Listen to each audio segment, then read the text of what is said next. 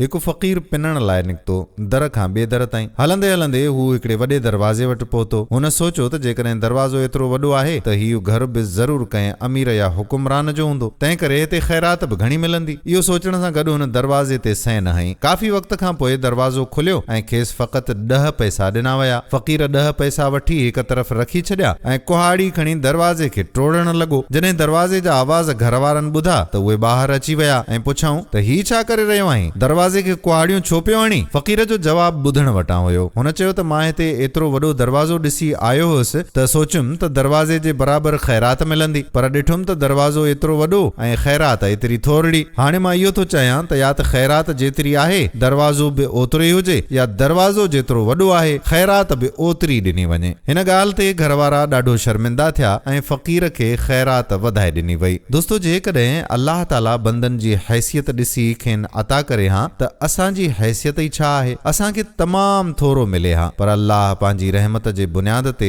असांखे अता कयो आहे ऐं बेहद करे थो। असां में बि इहा सिफ़त हुजणु घुर्जे त असां पंहिंजे वस आहर माण्हुनि ते ख़र्च करियूं ऐं सखावत इख़्तियार कयूं। वीडियो पसंदि आई हुजे त शेयर बि कजो।